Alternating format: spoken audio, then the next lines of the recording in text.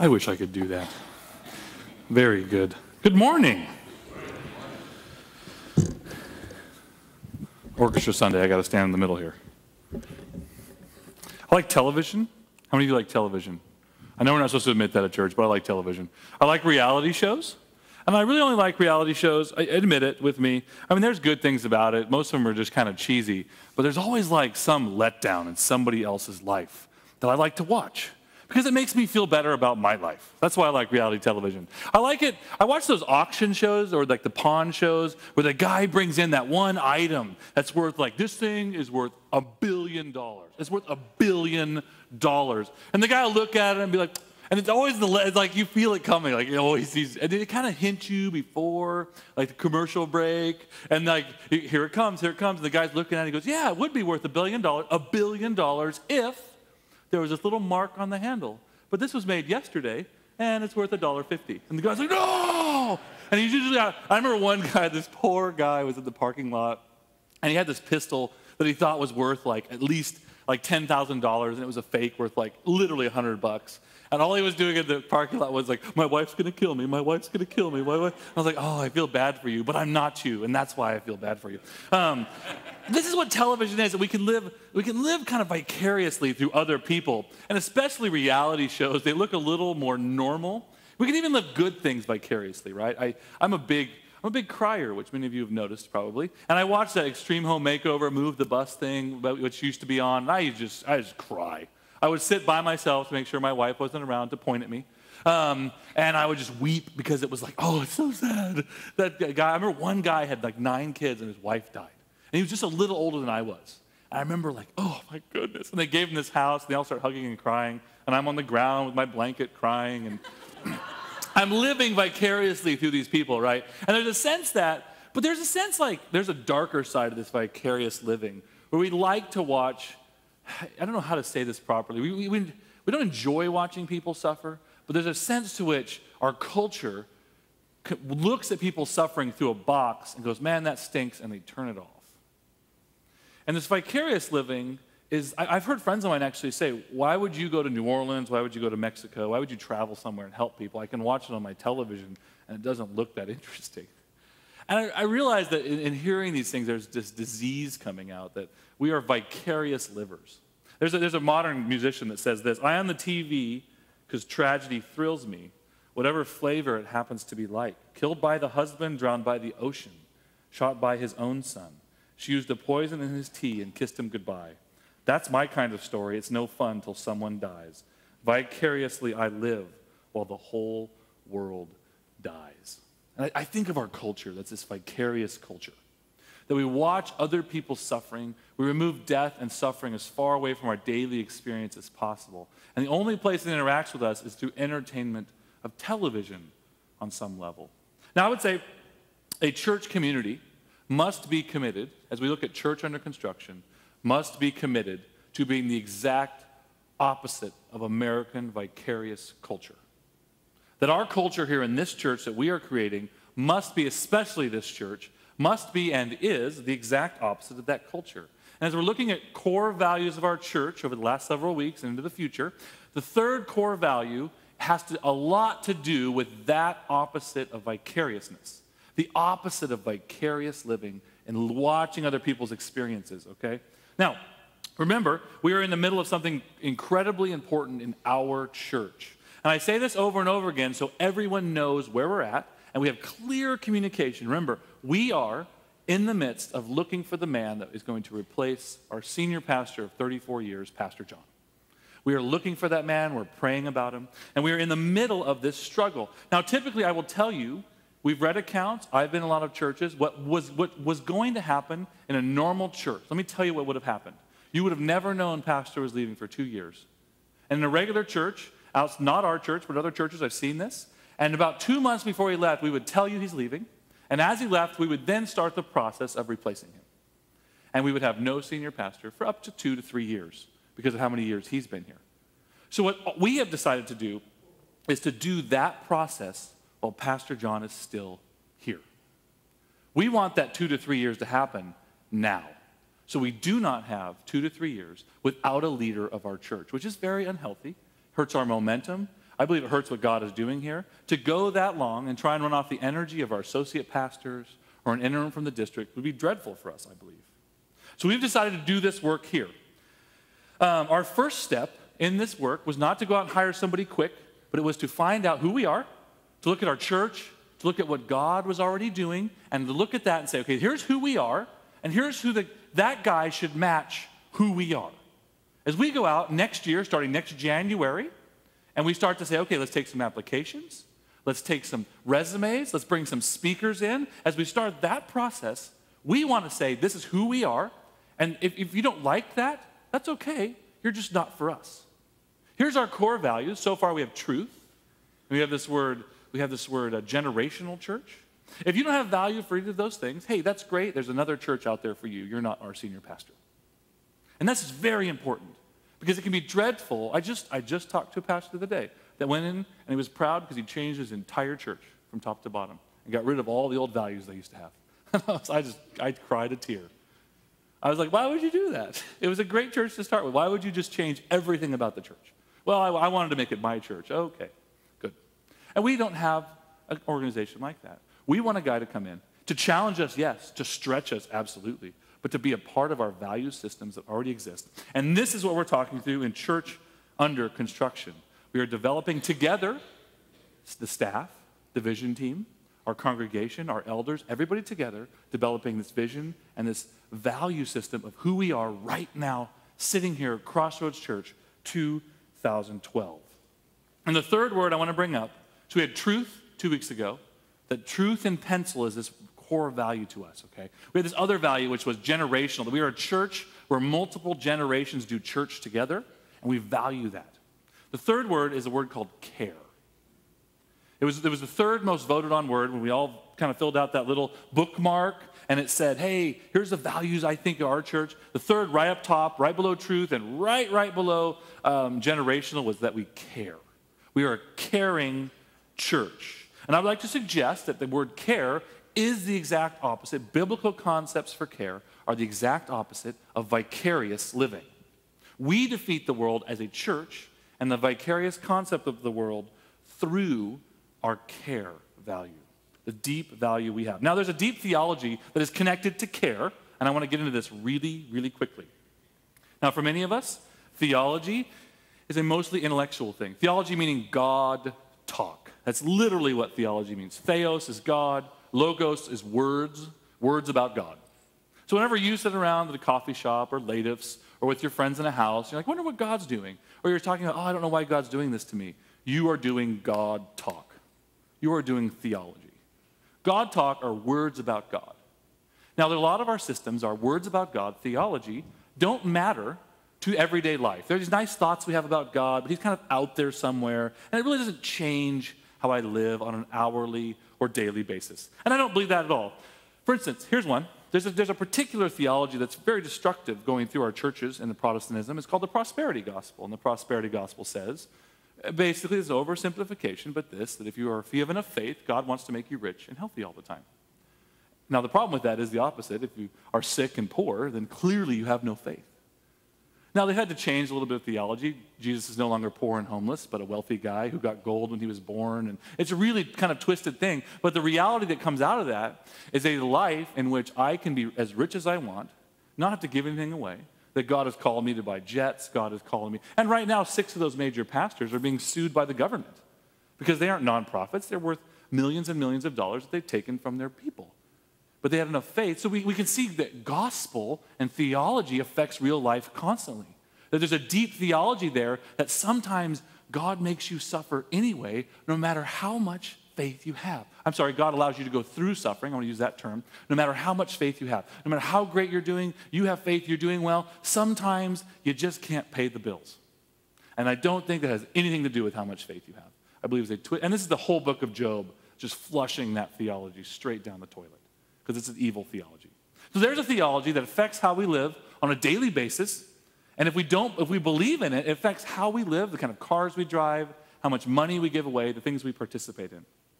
So the second theology is part of an old creed called the Nicene Creed. And they came up with this very specific word for this theology. For us, this is the Nicene Creed, for us and for our salvation, he came down from heaven by the power of the Holy Spirit. He became incarnate from the Virgin Mary and was made. Once again, the Nicene Creed. And the word there I want to throw out to you is incarnate. Just that concept, okay? The incarnate concept is specifically what John chapter 1 talks about when he says this, when John says this. In the beginning was the Word, and the Word was with God, and the Word was God. He was with God in the beginning. Through him all things were made. Without him nothing that was seen was made. And then I'm going to skip to John 1:14, which says this. The Word, Jesus, became flesh and made his dwelling among us. We have seen his glory, the glory of the one and only Son who came from the Father, full of grace and truth. This movement we call when Jesus, who was God, who was Spirit, became a man through his birth, through the Holy Spirit, through the power of God. Now, that mystery I don't understand. I could sit around and have nice conversations about it, but in the end, my answer will be, I do not know. And those who claim to know, they're crazy. Okay? The idea that Jesus is fully God and fully man at the same time, that somehow that can work itself out is amazing and a beautiful mystery, but that is the incarnation, that God became a man, that God moved this direction and became one of us. Philippians says, who being in very nature God, did not consider equality with God something to be grasped, but took on the very form of a servant, and being made in human likeness, and being found in appearance as a man, he humbled himself, obedient to death, even death on a cross. This is the incarnation, that Jesus was made in human likeness. This theology affects almost everything I do as a person. It's one of the most strongest theologies I understand. Because what happened? Why did God become a man? Well, there's lots of ideas about why God became a man, but the Bible has several. And one of them is simply this, that he went through, and I think he kind of wanted to go through, everything you go through. And I mean everything. Hebrews says he's gone through everything you have, everything. Every bit of suffering, every hard day you've had, everything you've done. He just didn't sin, but he didn't miss anything. He went through puberty. He had a patchy beard as a junior hire, okay, that he thought was cool. Okay, he had that. Okay, he had that. He went through years where he lost his dad at some point. Joseph isn't around. At some point, he had to bury his own father. He had family that doubted him, that called him names, that called him an illegitimate son. And we know he cries at funerals. We know that he's been through it like we have. Whatever you think you've been through, the struggles of life, he's been through it, up to dying on a cross. God died on a cross. That's something that should make your head hurt all afternoon. Okay? It just should. It should make your head hurt. And this is the beauty of the Christian faith. The incarnation is completely unique in all faiths of the world.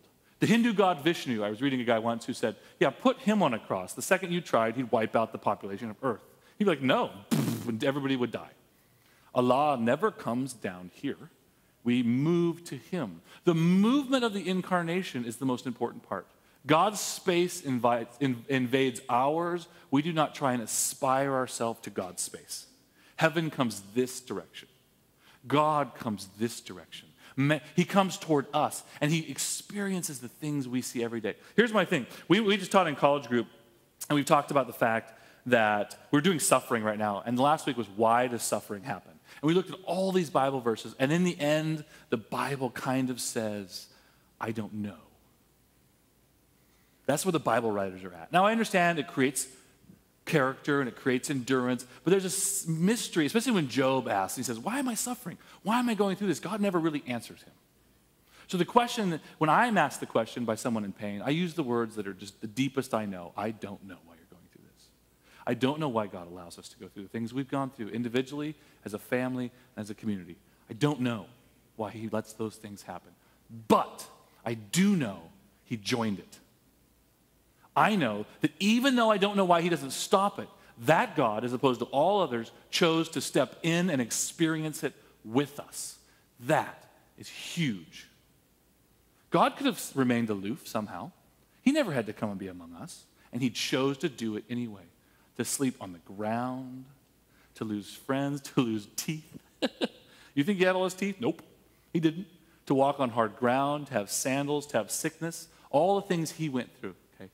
All things you've been through. He chose all of that. So the movement he makes is from himself. The incarnation is a movement from God to humans. It's a movement I make very intentionally to move among a sufferer. And then he models this for us in his life. There's this great story, and I've told it here before, but I want to tell it from a different perspective, where Jesus and the disciples row across a lake. They get off onto the shore. A demon-possessed man, probably naked, comes screaming out of the mountains. That's where I, as a disciple, get back in the boat and start rowing back. Okay? I see any man with, I'm like, I'm done. Okay, and after all these, I mean, you could see these guys how excited they were because they've seen cool miracles, water to wine, very cool. God made a bunch of sandwiches out of one. I know that's an interpretation, but he did. He made lunch for everybody. How cool is that to watch? Like, what's next? And you see a naked man screaming out of the mountains in a demon voice. I'm done. I'm good. I'm out. Okay? So there's this movement, right, where he's like, he steps onto the shore, and this man comes running down. He frees him of this demon. Because the demons, what's your name? My name is Legion. He puts him into pigs. The pigs go rushing down the mountain. Jesus takes care of the man. He encourages him. He loves in him. And unfortunately, that area, we're pig farmers. That's like Jesus showing up here and saying, let me help you. And he sends the demon into our crops, and all the crops burned. We would go, thank you, Jesus. Would you go to Ceres, please? No, get out of our town. Okay, that's what we would do. We'd be like, you're very nice. Go. Okay, and that's what they did. They said, you're very nice. You just killed our livelihood. Could you please leave? And so he leaves. He rows an entire day, shows up for this guy, releases him from the demon, rows an entire day back home, and he did it all for one dude, all of it. He steps off the boat. This is right when the woman touches his cloak. He walks into a crowd. Woman touches his cloak. He's supposed to be going somewhere else. Instead, he turns. Who touched me? And he starts digging through the crowd for this woman. And his disciples are like, come on, we got to go this way. A rich guy needs you. He goes, no, I got to find something. And he waits, and he looks, and he finds her. Is it you? And he basically says, cool, hi. And he leaves. He meets her and he leaves. There's this space thing that Jesus does. He moves toward people's suffering, as opposed to you and I who flee, okay? He moves across this lake, finds the guy's suffering, fixes it, and comes home. This is the incarnation, and it's what we call incarnational living. That we enter space, we follow Jesus by entering space where difficulty and struggle is happening. We move into that space very, very intentionally, like Jesus did. He would always go toward it. Jesus never set up shop somewhere and said, come to me, all you. He said that, but oops. He never said, all of you, I'm going to set up church here, and the whole Galilee region, I want you to come here. Come find me. I'm kind of tired. No, he didn't. He always moved toward suffering. He was always moving. He was always moving into people's space, always. He never waited for people to come to him. He always went, okay, there's that guy suffering. I'm on the move. I'm on the move. In fact, when he got popular at one point, they're like, hey, more people are coming to be healed tomorrow. What are we going to do? He's like, we're leaving. And he left. He had a church of 1,000 people. He's like, I'm good. I'm going to move. And he did, because he looked for those who suffered. He moved into their life. He showed us what incarnational living looks like. He showed these 12 high schoolers who his disciples what incarnational living looked like. That you move into suffering. You don't expect the suffering to come to you. You move into it. You step into it, even though it's hard and it's tough. You do it anyway. You move toward that suffering. Because here's the thing. If my God pursued me, chased after me through time and history, became a man to know what I went through, and moved into people's stories and intentionally joined their suffering, that is how I am a Christian. A little Christ, Christian. Christian is a little Jesus running around. If I want to mimic that, if I want to live up to my What Would Jesus Do bracelet, then I mimic incarnational living. I move into people's struggle and suffering and the tough times in their lives. James 1:27 says this, religion that God, our Father, finds acceptable and pure is to this, look after orphans and widows in their distress, and to keep oneself being polluted from the world. I like that, look after widows and orphans in their distress, because the movement in my mind there is to go to them. Because if they're in distress, that means you're not saying, could you come here? I'm busy. Could you come to my church? Could you come here? We're busy. If you could just come to church and you could get stuff that way. There's a movement toward. Movement toward. We went to Mexico as a college group. Stayed in Tijuana until it got a little too dangerous. And we moved into kids' lives. We moved into their lives. Now, by the way, anybody walked across their pool lately without a cover on it? No, you haven't, okay? You haven't probably healed anybody recently. I get that. So we are limited to what we can do in people's lives as opposed to what Jesus could do in people's lives. I understand that. But my thought is, Who goes with us when we move into suffering as a Christian? Who is in us? Jesus is already there. So when we are moving into a space where people are in the midst of suffering, we're also bringing this Christ with us. We are bringing the incarnation literally in our bodies to these people, where his love affects these people because we showed up. That's not arrogance on my part. That is the reality of the Bible. We went down and we played with these orphans, and half of them were abused sexually or physically. I remember holding it was a 1-year-old baby who had been beaten at 3 months. Beaten, little girl. I'm just crying when I hold her. I can't imagine the suffering. Now, we didn't sit with these kids and go, how was that? It must have been awful. We didn't sit with them and do that. We played basketball, and there was this thing called capucci. Now, a capucci is a piggyback ride, and on whom do they want to ride in capucci? The 6'8" monster. That's who they want to ride. 400 capuchis later, I'm like, no mas capucci. Okay? I don't even know if that's correct. I've been to Mexico like 40 times, and I can't speak a word. Carne asada, por favor. Taco trucks. I know that. And I know, like, no mas capucci. I know that much, okay? That's all I know in this world, okay? But it was beautiful, right? We didn't go down there. We simply existed among them. Now, if we have opportunities to talk to the kids, oh, yeah. But we sit and we come and we love and we play basketball and they push us down and we don't push them down back. And we just have a really good time down there. We move into people's space and we care for them by moving into their space. We don't say, hey, little kids from Mexico, why don't you fly to Crossroads and hang out with us? Because we're tired, okay? And we don't really feel like going into Mexico because it's dangerous. No, we don't get to do that. Incarnational living is the other movement, okay? It's the other way around.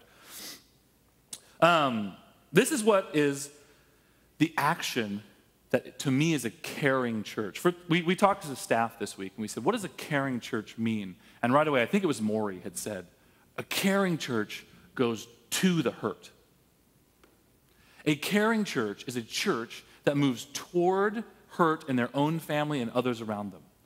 Okay? Their first response is like, I have to go toward that. I have to move into hurt. I have to move into difficulty, okay? You ever been in the hospital, anybody here? Now, unless you haven't told us, and then you get in big trouble, you've probably been visited by a pastor.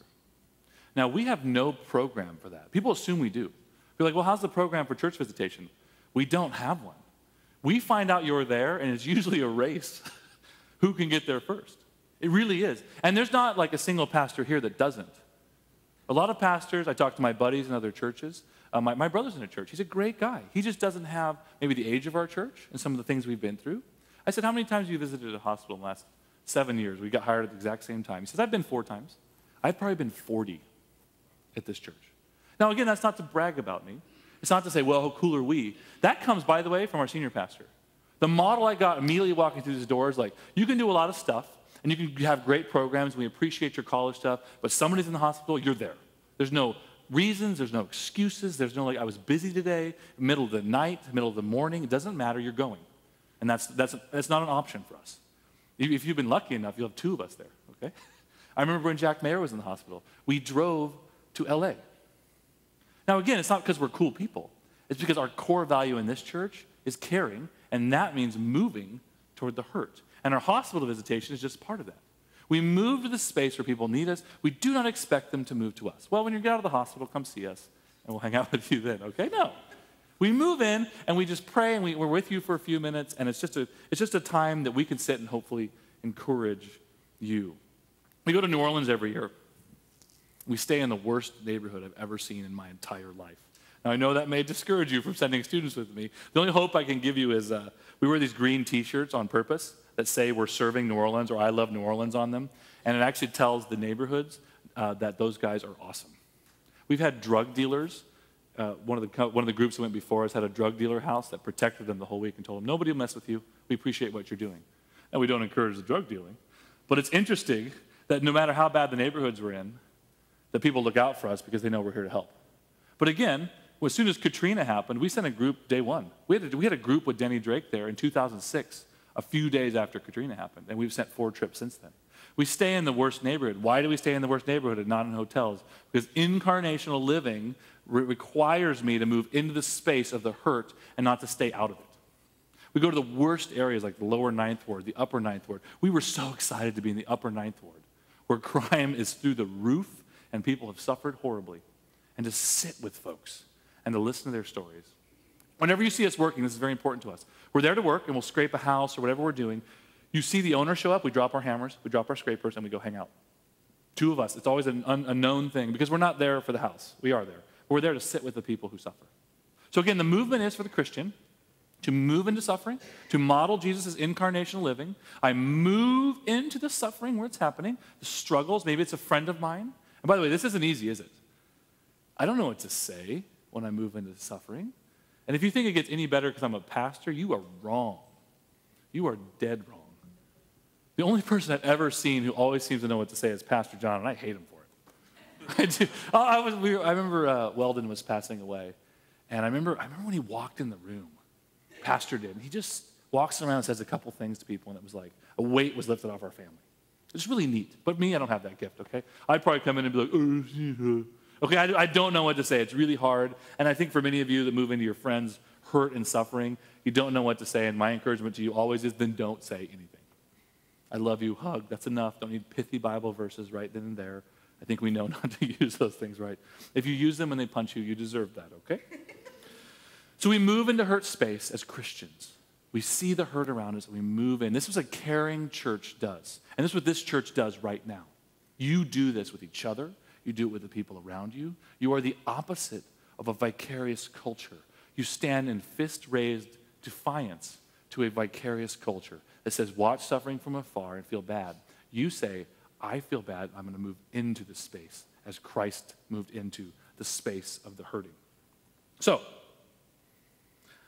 now there are churches, again, that may not have the care value we do. This is a church, and this is not a bad church, it's just not us. I'm not making fun of them, I'm not putting them down. But there are churches called attractional churches. And the church is really built to attract people into the doors. They have a flashy show. They may have a flashy worship band. They do a lot of media presentations. We are not that church. I think there's times we've tried to be that church, but we're not. We're not an attractional church. You're very attractive people. I'm not saying that, okay? But we are not an attractional church. Our job is not to make everything here so great. We pull people out and like, yay, let's attract them all here. Most of you by nature are the opposite. You are incarnational people. You move into people's hurt. That's how you know to do church. You couldn't imagine doing church where like, let's just be so great here. We have people coming in our doors. There's some part of that in every church. But for us, it's like, how do we get out and love people around us? And then maybe they'll come join us because they see Christ in us because we brought him with us in the first place. You live that way already. I live that way already because of our culture that we have at this church. There are churches now where pastors don't visit the sick anymore. They just don't. They delegate it. They don't feel like that's what they should do. And again, I have no judgment for those churches. But this is not us. If we had a pastor, he's a great young man. We're like, we think you're called here. He goes, I don't visit churches. We're like, you want to find another church to work at then, sir, for a senior pastor. You're not for us. We appreciate your vision there. We appreciate that maybe for you, but our church doesn't do church like that. So as we call this senior pastor, if that guy doesn't visit churches or visit hospitals, doesn't visit the sick, it's great, go to another church. Not for us. This is how we're starting to refine who we are, and it's affecting how we do life in this church, okay? Let's see here. Caring churches are people that always move into each other's tough times. And in the future, we will be called to care better and more effectively and more bravely. That is who we are. Remember, a value is a present value we have that challenges us to be better in the future, okay? As a staff, we were talking about this value of care, and we actually added one word to it off that list that we feel like is important to add to care, and that we are a church that cares responsibly. We take responsibility for the people that do life next to us. We care responsibly, meaning we don't just show up at the hospital, but maybe we call you a week after you get out to make sure you're still doing okay. If there's a death in your family, this church shows up with meals for months because they love you and they care responsibly. It isn't a one-time thing, but there's a responsibility level that goes with the caring in Crossroads Church. So we feel responsible for each other. But always remember this, that caring is a movement toward someone else. Caring makes me walk like this, not stay here and make them come to me. Period. period. That caring, just as Jesus taught us, makes us move. Makes us move. So far in this church, under construction, we have the three kingdom concepts. We have truth, we are generational, and we care responsibly. This is like a sketch of a painting. It's like a guy who's going to make a painting, and he starts with a sketch first to see what it's going to look like. That's where we're at right now. Those three words, and maybe one more in 2 weeks, are going to give us a sketch for who we are. But next week, something very exciting. Steve Heifel will be here, our regional EV Free West director. And he will be talking our way through, continue this church under construction. It's the first time we've had a guy from our district in a little while. It's going to be very, very exciting. He's a very good speaker. I am excited that we get to welcome Steve into our church and that he gets to be a part of our discussion. Because the only reason we're having this discussion is because Steve pulled us aside and challenged us to build our church in a new way, to build who we are as opposed to who we think we should be. Who we are now, who we actually are as a church. Now, one of the things about caring about each other that is important is that you actually have to do life together in a church to care about each other. And one of the greatest places that I know of that I watch you guys care about each other, where I see you see hurt and you move into this, is because you're in smaller communities together. You don't know how the person next to you is doing, sitting in a church service all the time. But if you're in a small community with them, you get to hear their hurt and you get to figure out how they help each other. And as Maury comes forward, our ABFs are some of the most powerful areas. Our adult Bible fellowships are some of the most powerful areas where people do life together and they move into each other's hurts in that caring and amazing way. So we're going to take a moment and listen to what Maury has to say about our ABFs.